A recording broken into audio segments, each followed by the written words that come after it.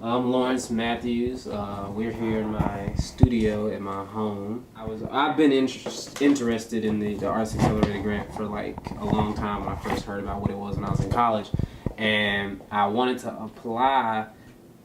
It became more dire for me to apply once I left school because there was a lack of resources, kind of just working by myself. Whereas in school you have the photo lab, you have the wood shop, you have all these different things, you have access to people and supplies and all this stuff. Whereas when I moved back home, I just had myself, and I didn't want my work to suffer and my ideas to suffer because I was out of this other environment. I was coming up with ideas that I didn't financially have the means to create.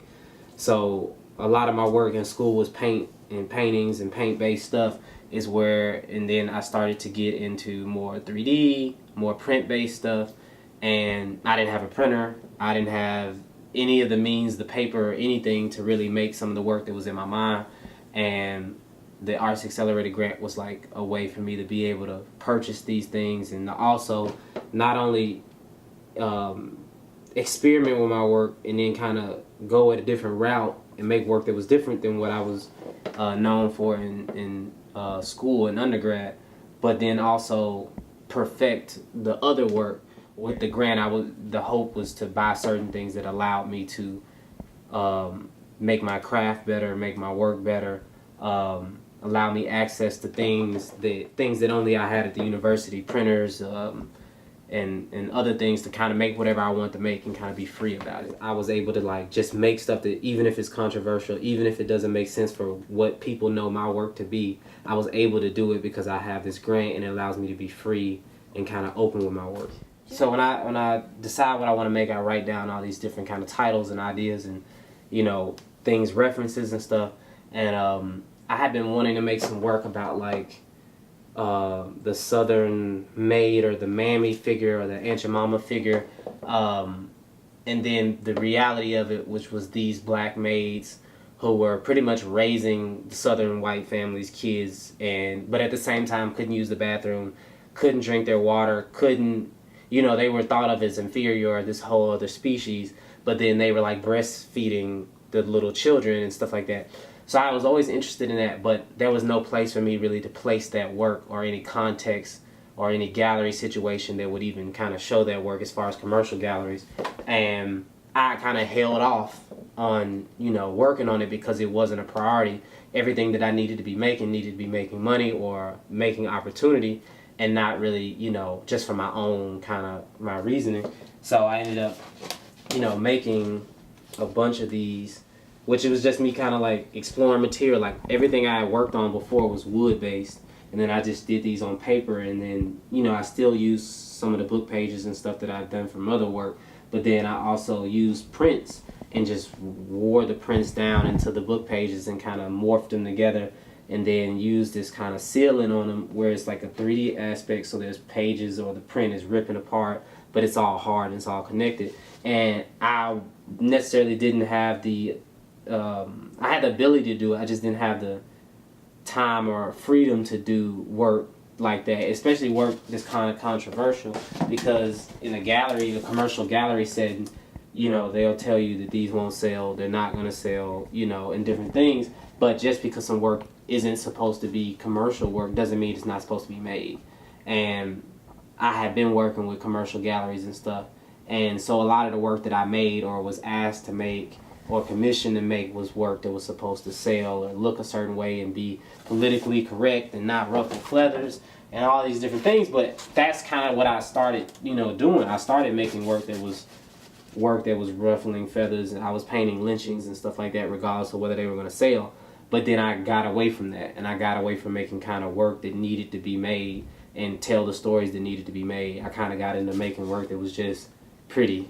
At one point, my grandmother worked at a place where she pretty much was somebody's, maid for until she retired and stuff like that. And so that's something that I kind of relate to and kind of looked at and just wanted to research that.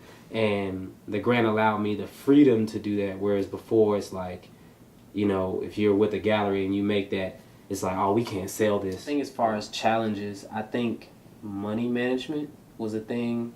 It wasn't, because I'm a cheapo, so it wasn't a big thing, but it's something like I have to pay attention to. And it's like, you know, in your mind, you spend all this money or you write it all down, but it's totally different when they pull it out of the account and they add whatever they want to add or whatever taxes, or you start to see how the money's dwindling down and different things, and it kind of makes you panic a little bit, but you understand that, you know, I this opportunity came for me to spend money to create. So even if you have this kind of stingy or, you know, kind of cheapo, frugal spirit about it, it's like you have to make stuff. So it's like, you know, it may hurt seeing that much money come out for a printer or that much money come out for frames, you know, but it is what it is. And in any other situation, you could never do that. I couldn't spend $500 on a projector, which I needed for years and years and years.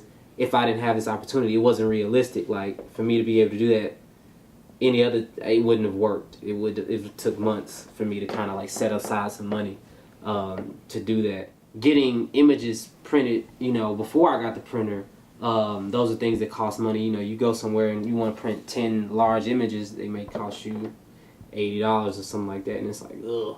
But, you know, when you set the budget out, you know, you're able to do it. But I think that was kind of, for me, that was something new, because that was the most money I'd ever had as far as directing it towards the arts ever. With artists, it's more dire, and, you know, if you're not in a situation where you're getting commissioned and, you know, creating different work on a regular basis, you know, the money that you do have means a whole lot, and there's not much freedom for it. And for me, I try to use it creating. There's different ways that you can make money, and the ways that I was making money was dealing with commercial galleries.